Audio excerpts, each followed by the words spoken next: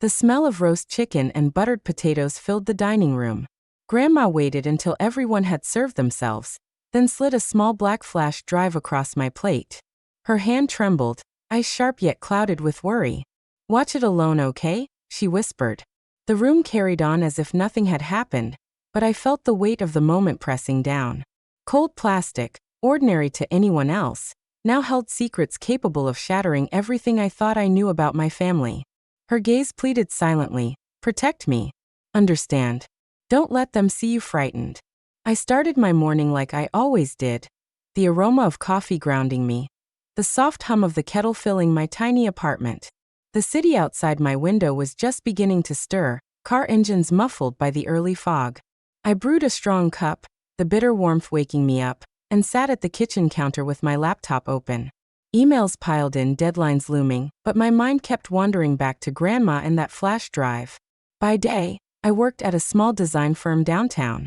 My office overlooked the busy street, people hurrying past like ants, unaware of the world inside my head. I liked my job because it gave me structure, a place to channel my focus. But the routines of emails, client meetings, and project timelines suddenly felt hollow, as though the real urgency waited at home with Grandma. After grabbing my train, I clutched my coffee cup tightly, feeling the heat seep into my palms. The rattling metal of the subway doors and the low murmur of strangers provided an oddly comforting backdrop, but I couldn't stop thinking about the black flash drive in my bag. Each time it nudged against my thigh, I flinched slightly, as if it were alive with secrets. At the office, I tried to settle into design mock-ups, sketches, and presentations, but my mind kept replaying that moment at the dinner table, the tremble in Grandma's hand, the whisper barely audible over the clinking of silverware. My fingers itched to plug the drive into my laptop, but I held back. Not yet. First, I needed to understand her world, her home, the life she'd been protecting all these years. Later, I visited Grandma's apartment. The hallway smelled faintly of lavender, a scent she always used to calm herself. Sunlight poured through lace curtains, casting delicate patterns on the hardwood floor. She shuffled toward me in her slippers, eyes tired but alert. "You're here early," she said, voice soft, almost hesitant. I smiled, helping her with a bag of groceries.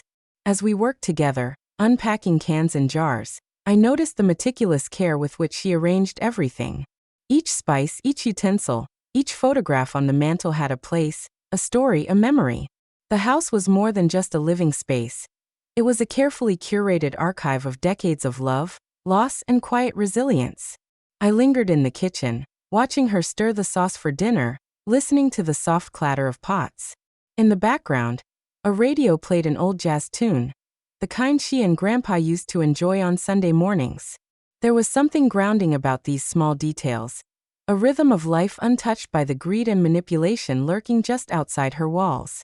That evening, we sat at her dining table together, sharing a simple meal. Grandma talked about the old days, her childhood in a small town, meeting Grandpa at a dance, the early years of parenthood. I listened, absorbing her stories, knowing that behind her calm voice lay the strength that had guided our family through countless storms.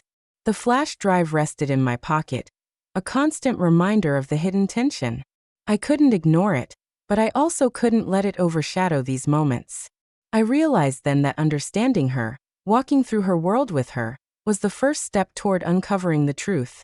By the time I left, night had fallen, and the city was awash of streetlights and distant sirens. I walked home slowly, thinking about the life I'd just witnessed, the routines, the care, the quiet dignity. Grandma wasn't just someone to protect. She was a living testament to the values they were trying to steal from her. And now, I felt the weight of responsibility pressing on me, mingling with a rising determination I hadn't felt before. I was no longer just a visitor in her world. I was becoming part of the story she was ready to tell. A story of truth, betrayal, and the slow, deliberate fight for justice. I had known, in the quiet way you only realize in hindsight, that something was off. It started years ago, little things at first, almost imperceptible. My father would casually check in on Grandma's finances, always hovering when she balanced her checkbook. Aunt Linda would call with suggestions for bills or investments, her tone sweet but subtly insistent. Rick would linger during family visits, asking unnecessary questions, always looking for opportunities to pry. At first, I shrugged it off. Families argued, I thought. Everyone meant well. But the unease never left. The first real warning came when I was 15. I had accompanied Grandma to the bank to deposit a check Grandpa had left for her. Dad insisted on coming along for guidance. I remember sitting on the leather bench, pretending to read a magazine while he whispered over her shoulder, suggesting she reconsider, splitting the funds in ways that didn't match Grandpa's wishes. Grandma's jaw tightened, her fingers clutching the check. I wanted to speak up, but the knot in my stomach kept me silent. I felt powerless, small, irrelevant. Over the years, the manipulation became more apparent. Conversations that seemed casual on the surface were laced with pressure. We just want to help, they'd say, but the subtext was always clear. Obey or be left out. I began noticing patterns. The way Dad's voice hardened when she hesitated. Aunt Linda's smiles that didn't reach her eyes. Rick's subtle smirks when she refused their demands. I tried to talk to Grandma about it once. We sat on her floral couch, the afternoon sun slanting through lace curtains. Do you think they're trying to control you? I asked cautiously. She looked at me, her eyes clouded with both sadness and fatigue. I've seen it for years, she said quietly. I want to protect you from seeing it fully. Some battles are better watched from the sidelines. But I couldn't watch from the sidelines anymore. The crushing moment came 2 years ago. I was home for the holidays, sitting in the living room, when Grandma's mail arrived. I had never noticed before how quickly Dad and Linda swooped in, rifling through envelopes under the guise of helping. They opened a letter from the estate lawyer, saw the details of Grandpa's will, and exchanged a look I would never forget. A look of cold calculation. Grandma tried to maintain her composure, but I saw the tremor in her hands as she tucked the letter away. That night, she confided in me, her voice barely above a whisper. They want what isn't theirs. They will stop at nothing. And one day, I may need you to help me. It was the first time I understood the stakes. The betrayal wasn't just about money. It was about undermining her autonomy, rewriting her reality, and erasing decades of her hard-earned dignity. Then came subtle attempts to alienate me. Dad suggested I was too involved, implying I couldn't be trusted with family matters.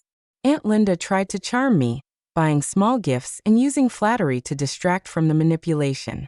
I realized they had perfected the art of deception. Polite, subtle, invisible, yet devastating. I started paying closer attention. Patterns emerged. Invitations that conveniently excluded Grandma from discussions about her own assets. Casual remarks meant to test her resolve. Hints that I wasn't capable of understanding legal matters. I cataloged it silently, filing each incident in my mind. It was exhausting, watching the person I loved being pressured, belittled, and manipulated by the people who should have cared most. I remember nights lying awake, staring at the ceiling, replaying conversations, calculating the lies, imagining the consequences.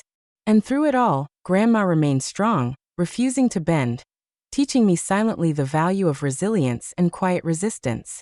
By the time I received the flash drive at that family dinner, I knew exactly what I was holding. It wasn't just a piece of plastic. It was a culmination of years of hidden truths, proof of the betrayal I had suspected, and a call to action I could no longer ignore. The following Sunday, Grandma had insisted I come over for dinner. The weather was gray, drizzle tapping against the window as I parked in the driveway. The air smelled faintly of wet leaves and soil, a damp chill seeping into my coat. I carried a small dessert, a lemon tart Grandma loved, trying to calm the nervous knot in my stomach. When I entered the living room, the first thing I noticed was the arrangement of the chairs. They were lined up like a boardroom, papers stacked neatly on the coffee table. Dad, Aunt Linda, and Rick were already there, their postures rigid, expressions carefully neutral. The kind of masks people wear when they think they're winning. It's just the final signatures, Dad said the moment I walked in, his voice clipped.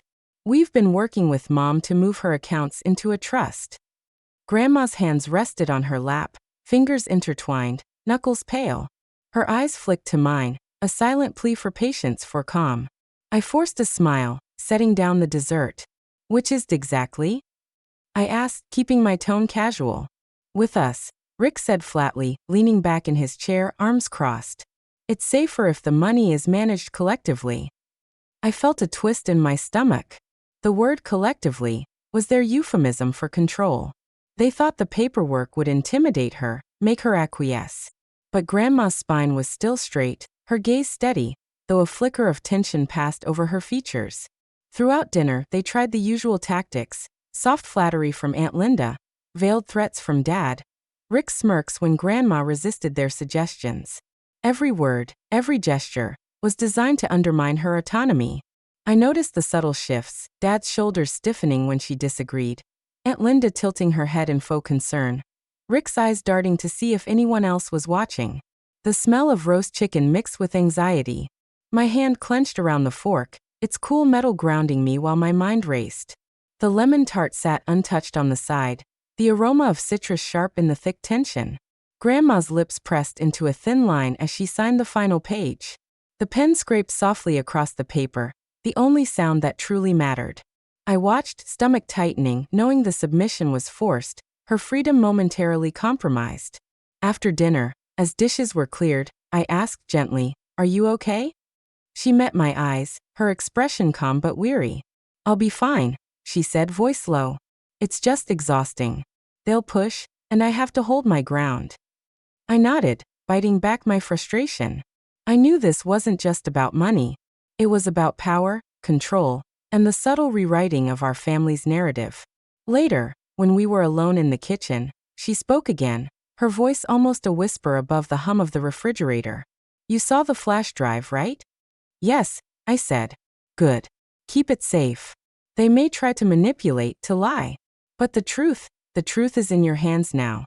And someday it may be needed." I nodded, feeling the weight of responsibility settle over me like a physical presence. The fire in my chest began to burn hotter, a resolve that had been simmering for years now igniting fully. Walking home that night, rain soaking through my coat, I realized the stakes were higher than I had imagined. This wasn't simply about a family dispute. It was about reclaiming dignity, ensuring justice, and standing up to calculated manipulation. The flash drive wasn't just proof, it was a lifeline, a beacon of truth I now carried. Every step on the wet pavement felt deliberate, my mind forming strategies, imagining confrontations, considering possible outcomes. For the first time, I felt that quiet, simmering anger transform into focus, into purpose. The conflict wasn't over. In fact, it had only just begun. But I knew one thing for certain. I wasn't going to let them win. That night, I couldn't sleep. I lay in bed, staring at the ceiling, tracing the cracks in the plaster as if the patterns could explain everything. The city outside was quiet, only the occasional siren or distant car breaking the silence. But inside my mind, chaos roared. I thought of Grandma's trembling hand at dinner, the quiet weight of the flash drive, and the countless times my family had manipulated her, masked their greed with smiles and soft words. Anger coiled in my chest, hot and insistent, demanding something be done. I shifted in bed, trying to slow my breathing, but the adrenaline kept me alert, restless, pacing the small apartment like a caged animal. Memories came unbidden. I saw myself as a child, watching Dad hover over Grandma's checkbook, Aunt Linda questioning her decisions, Rick smirking when she resisted. I remembered evenings spent in the living room, pretending to read while my father whispered over her shoulder, subtly undermining her authority. I remembered the letter from the estate lawyer that had revealed the depth of their scheme, and how Grandma had confided in me afterward, her voice barely audible. "One day, you may need to help me." I closed my eyes and imagined her alone, navigating their pressure without me. The thought made my stomach twist. Years of manipulation, subtle lies, exclusion, and now, the flash drive in my pocket was the key to confronting it all. I had to act. I rose from bed, walking barefoot across the hardwood floor. The cold seeped into my feet, grounding me as I stared out the window at the dim streetlights. I couldn't rely on anger alone. I needed strategy, patience, precision. The first step was understanding. I pulled out the flash drive, hesitating for a moment. It felt like holding a live wire, dangerous, electrifying. I plugged it into my laptop. The video opened slowly, the grainy footage of Grandma's living room filling the screen. My father, Aunt Linda, and Uncle Rick sat together, voices low, expressions calculating. Grandma's hands trembled as she resisted, her dignity intact but her fear palpable. I watched it frame by frame, noting every gesture, every pause, every subtle threat. Their manipulation was meticulous, rehearsed, and cruel. I realized that winning this wouldn't be about confrontation alone. It would be about exposing truth, systematically, carefully, so they couldn't deny it. Sleep was impossible, so I paced the apartment, sketching a plan. I listed every piece of evidence I needed. Copies of the will, bank statements, legal documents, recordings, witnesses. I reached out to Claire, an investigative journalist friend I trusted, explaining the situation without revealing the full story. Her advice was precise: organize, secure, backup. Protect Grandma. Gather proof. Be ready for resistance. Hours passed. The sky outside lightened, shifting from deep navy to pale gray. My body ached, but my resolve only strengthened. This wasn't just about revenge. It was about reclaiming control, protecting the person who had always protected me. I realized that courage wasn't the absence of fear, it was action despite it. By mid-morning, I had created a small war room in my apartment. The laptop sat at the center, surrounded by notebooks, sticky notes, and scanned documents. I cataloged every known instance of manipulation, every recorded conversation, every paper trail that tied my family to their scheme. Each piece of evidence was a brick in the foundation of what would become justice. I sat back for a moment, hands trembling, heart pounding. Grandma had trusted me with this responsibility. And I understood now that the fire burning inside me wasn't anger alone, it was purpose. I realized I couldn't rush. Every misstep could backfire, could allow them to rewrite history or intimidate Grandma further. The path ahead required patience, strategy, and persistence. But for the first time, I felt the spark of hope, the knowledge that I could confront this, and that I would not fail. That night, when I finally allowed myself to lie down again, my mind was still racing, but the fire had transformed. It was no longer raw and chaotic. It was focused, disciplined, ready to guide every step I would take toward exposing the truth. I closed my eyes, feeling the weight of responsibility settle alongside a growing sense of quiet determination. The inner fire had been lit, and there was no turning back. The next morning, I approached Grandma's apartment under the guise of helping her with groceries. Rain had left the streets slick, reflecting the dull light of early morning, and the air smelled faintly of wet asphalt and damp leaves. Inside, the familiar scent of lavender greeted me, calming yet bittersweet. Grandma handed me the code to her safe without hesitation. Inside, I found stacks of documents, the original will, insurance policies, and a carefully labeled folder of receipts and bank statements. I handled each item gently, aware that these were more than papers. They were her legacy, her shield against manipulation. My mind raced, piecing together the information with what I had already gleaned from the flash drive. I started creating a timeline, aligning events, conversations, and documents to paint a complete picture. I encrypted digital copies and stored backups in multiple locations.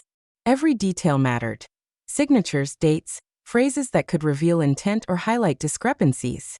Each discovery felt like a small victory, but the weight of responsibility pressed down relentless. I reached out to Claire, who guided me through the next steps. You need evidence in multiple formats, she said. Not just the video. You need documents, witnesses, and a clear timeline. And make sure it's legally solid. Don't give them a chance to discredit you. I tried to contact the bank for verification of Grandma's account, only to be told I needed trustee permission. A wave of frustration hit me. It was always a step behind, always a hurdle meant to slow me down. But I persisted, documenting every attempt and refusal. Then came Aunt Linda's subtle manipulations. She visited Grandma under the guise of concern, hinting at my over-involvement, and trying to persuade her to hand over documents. I overheard snippets. Maybe it's too much for her to handle, she said in that saccharine tone, clearly hoping Grandma would doubt me. My stomach twisted. Their attempts to intimidate were relentless, but so was my determination. I experienced small victories alongside setbacks. I successfully scanned and backed up the will, but a storm knocked out my internet mid-upload, forcing me to repeat the painstaking process. I attempted to record a conversation with Rick, but he sensed my intent and left the room. Each failure tested my patience but also taught me resilience. At night, I would pace my apartment again, reviewing every piece of evidence, every detail in the video. I analyzed body language, tone, and expressions, the tiny tells of deceit, arrogance, and guilt. I imagined potential scenarios, confrontations at family gatherings, legal challenges, and emotional fallout. Each rehearsal made me sharper, more deliberate, more strategic. Grandma watched me quietly. "You're pushing yourself too hard," she said one evening, her voice soft yet firm. But I saw her relief behind her worry, a silent acknowledgement that I was doing what she could not. She had prepared me, and now it was my turn to act. By the third week, a pattern emerged. Every attempt at intimidation or manipulation by Dad and Aunt Linda was predictable. They believed silence and subtle pressure would win, but I had patience, documentation, and clarity. I realized strategy wasn't about brute force. It was about timing, observation, and using their own arrogance against them. Despite all my planning, doubt lingered. Nights were restless. What if Grandma's trust in me had been misplaced? What if I missed something? But every morning, as I revisited the flash drive, the will, and the documents, that doubt softened. The evidence was solid, the plan coherent. I was ready. I knew the climactic moment had to be controlled, deliberate, and public enough that denial or intimidation would fail. It wasn't about dramatics. It was about precision. Every setback, every failed attempt, had honed my approach. I was learning that real power lay in careful, unwavering preparation. By the end of the month, the pieces were in place. Documents verified, video analyzed, witnesses contacted. My strategy had transformed from tentative attempts to a comprehensive blueprint for truth and justice. And through it all, the fire inside me had become steady, disciplined, unyielding, ready to illuminate the betrayal my family had tried to hide. The day arrived like a storm waiting to break. Grandma had agreed to host a family meeting, a pretense that made the others think it was routine. But I knew differently. I arrived early, carrying the flash drive, printed copies of the will, bank statements, and the timeline I had painstakingly compiled. My palms were damp, but my mind was razor-sharp. This was the moment we had prepared for. Inside the living room, I arranged the space carefully. Chairs were in a semicircle, ensuring everyone could see the screen I had set up. The projector hummed softly as I connected the laptop, the cables snaking across the carpet like silent witnesses. Grandma sat beside me, calm yet visibly tense, her hands clasped tightly in her lap.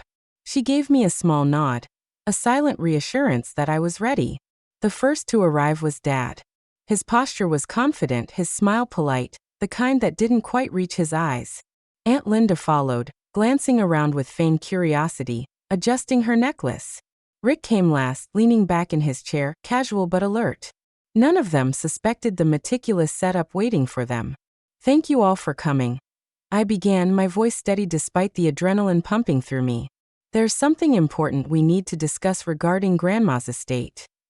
Dad's eyebrow lifted, skepticism flickering across his features. "Estate? I thought we were finalizing the trust." I pressed play. The screen flickered, and the video from the flash drive filled it. The grainy footage of the living room at Grandma's dinner replayed in real time. Dad, Aunt Linda, and Rick sat together, speaking in hushed tones, their voices sharp and calculating. Grandma's hands shook as she resisted, her dignity intact but her fear unmistakable. Every movement, every phrase was captured. The camera had preserved subtle gestures. Dad's tense shoulders, Aunt Linda's smirk, Rick's fleeting glance to gauge reactions. Their plan was laid bare: manipulation, coercion, deceit. "Is this?" Dad stammered, eyes darting to Grandma. "Yes," I said firmly, voice rising slightly. "This is the truth of what's been happening behind the scenes. Every word, every action documented." Grandma's eyes glistened with unshed tears. "I wanted to protect you," she whispered, looking at me. I held up the printed timeline and copies of the will. "Here's the documented proof." Grandpa's wishes were clear. Equal shares for all children, including grandchildren. "This is legally verified." Aunt Linda's smile faltered. We didn't mean for it to look like that." Rick's smirk disappeared entirely, replaced by a tight-lipped frown. Dad's hands clenched in his lap, knuckles white. Their composure cracked under the weight of evidence. I also have verified bank statements and witness accounts. I continued, placing a folder on the coffee table. Everything is cross-checked, recorded, and backed up. Any attempt to manipulate or falsify facts will be immediately exposed. The room was silent except for the soft hum of the projector and the faint ticking of the wall clock. The tension was thick enough to taste. I could feel every heartbeat, every intake of breath, like a drumbeat signaling the truth's arrival. Aunt Linda opened her mouth, closed it, then finally muttered, I didn't realize it would be so transparent. I finished, voice calm but unwavering. Everything is transparent. You underestimated Grandma's foresight and the patience of those who love her. Grandma placed her hand over mine, her grip steady, grounding me. You've done what I could not, she said softly. You've protected our family's integrity. Dad attempted to interrupt, a desperate attempt at damage control. We were only trying to help. No, I said firmly, locking eyes with him. You were trying to control. The difference is clear, and now everyone sees it. I watched their faces as the realization sank in. Shock, guilt, panic, a mixture of emotions played across their features. I felt no gloating satisfaction, only a quiet sense of justice, a deep breath of relief for Grandma and for myself. Neighbors who had been called as witnesses nodded quietly, confirming the authenticity of documents and the events recorded in the video. Even those who had doubted the gravity of the situation now understood the full extent of the manipulation. I suppose we have no choice but to follow the legal terms, Aunt Linda finally said, her voice small, stripped of the confidence she usually wielded like armor. Yes, Grandma said, calm and measured. That's correct. And let this be a lesson, dignity and truth cannot be rewritten. Rick slumped back, silent, while Dad's jaw tightened, the weight of undeniable truth pressing down on him. They had been exposed, but not humiliated unnecessarily. The confrontation had been precise, deliberate, controlled, exactly as it needed to be. I closed the folder, shutting my laptop. It's over, I said. Not as punishment, but as a correction. Respect the truth. Respect Grandma. Grandma exhaled, a long, trembling breath that carried relief, release, and a newfound lightness. Her shoulders relaxed for the first time in weeks, her eyes softening. I realized in that moment that this wasn't about revenge. It was about restoring balance, reclaiming integrity, and protecting the person who had always been our family's anchor. The fire inside me had transformed into calm clarity, the quiet, unwavering knowledge that truth, once revealed, has a weight no deceit can overcome. As the family sat in stunned silence, I felt a profound shift. The room, once heavy with tension, seemed lighter, warmer. The threat of control had evaporated, leaving only the clarity of justice. Grandma squeezed my hand. Thank you, she whispered again, for seeing what I could not fight alone. And in that moment, I knew the battle had been won, not with anger, but with patience, evidence, and unwavering resolve. The days after the revelation felt almost surreal. Grandma and I moved slowly through our routines, each action quiet but weighted with relief. The house no longer carried that tense energy, that invisible pressure that had always hovered in the corners. Instead, there was space, physical and emotional, and it felt almost foreign at first. Grandma was more relaxed during our mornings. The kettle whistled softly on the stove, filling the kitchen with its familiar hum. She hummed a tune she hadn't sung in years while preparing breakfast, her hands moving with ease and confidence. I watched her, feeling a mix of pride and tenderness. For years, she had carried the weight of manipulation silently. Now, she could finally breathe. I noticed subtle changes in her demeanor that made my chest tighten with quiet joy. She laughed more freely, even in the presence of neighbors and friends who had long been witnesses to her composed restraint. Her eyes sparkled again, that unmistakable combination of wisdom and warmth. And she no longer flinched when Dad, Aunt Linda, or Rick visited. She simply maintained her boundaries, polite yet unshakable. I too was changing. The fire that had driven me through sleepless nights and meticulous planning had softened into a steady flame. I could sit in the living room without the constant tension clawing at my chest. I could sip my coffee while listening to Grandma talk about her day, without calculating every potential manipulation. The world felt calmer, clearer, as though the weight of secrecy and betrayal had finally lifted. Yet the lessons remained. I continued to catalog documents, keep backups, and maintain a careful record of events, not out of paranoia, but from respect for the truth and the people who had trusted me. Grandma would sometimes watch me from across the room, a small smile on her lips, her eyes silently saying, "You've learned well." Family interactions became tentative, but more genuine. Dad, Aunt Linda, and Rick were quieter, more measured. They no longer attempted subtle manipulations, aware that their previous tactics had been exposed and could not succeed again. There was an unspoken truce, one based not on trust, but on undeniable truth. One evening, Grandma and I sat on her balcony, the city lights twinkling beneath us like scattered jewels. The air was crisp, carrying the faint scent of rain that had fallen earlier. I held a mug of tea, feeling its warmth seep into my hands. Grandma rested her elbow on the railing, her chin in her palm, staring at the distant skyline. "You did more than protect me," she said softly. "You reminded me that truth doesn't need to shout to be heard. It simply needs to exist, and we must have the courage to recognize it." I nodded, the weight of her words settling into me. "I couldn't have done it without you. Without you trusting me with that responsibility." She smiled, eyes gleaming. "You've grown stronger, steadier. I see it in the way you carry yourself now." In the quiet that followed, I reflected on the months leading up to this moment. The sleepless nights, the meticulous planning, the setbacks and small victories. Each experience had shaped me, forging a resilience I hadn't realized I possessed. I felt a newfound confidence, not arrogant or boastful, but quiet and grounded. I understood now that justice was rarely about confrontation or spectacle. It was about patience, observation, and unwavering commitment to truth. Grandma turned to me, placing her hand over mine. "I feel like I can finally enjoy my days again," she said. "And it's because you fought, not with anger, but with care and clarity. That's rare." I realized she was right. The drive for revenge, the temptation to humiliate or punish, had never been my goal. My aim had always been protection and restoration. In the process, I had discovered an inner strength I didn't know I had, a quiet fire that could guide action without consuming it. The family began to shift in small, meaningful ways. Conversations became more honest, boundaries more respected.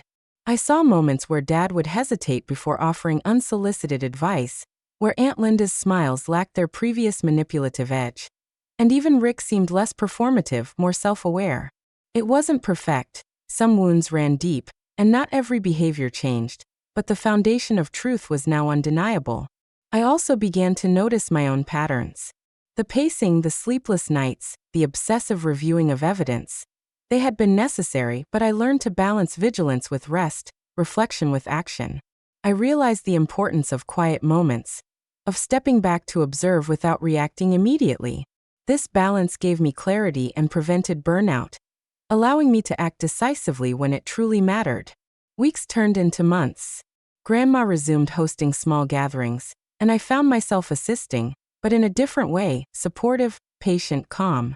The atmosphere was lighter, freer, and the joy in her eyes was tangible. I sometimes caught her glancing at me during meals, a small nod of acknowledgement, a reminder of the bond we had strengthened through shared struggle. Most importantly, I learned to carry the lessons beyond her apartment. Respect, vigilance, patience, and unwavering commitment to truth. These were tools I could apply in every corner of my life. I felt more grounded, more capable of navigating challenges with integrity, and more attuned to the subtleties of human behavior. Sitting in the quiet living room one evening, the hum of the heater in the background, I realized the transformation wasn't just about exposing betrayal. It was about reclaiming dignity, not only for Grandma but for myself. The weight of responsibility had shaped me, forged resilience and insight, and taught me that quiet, persistent action could create profound change. For the first time in years, I felt fully present, fully alive, and fully capable of facing whatever challenges lay ahead. And beside me, Grandma's gentle breathing reminded me that the most powerful victories were often the ones fought and won in silence, guided by truth, care, and unwavering resolve. I've come to realize that life doesn't always announce betrayal with loud crashes. Sometimes it whispers, hides behind polite smiles, and creeps quietly into the corners of our lives.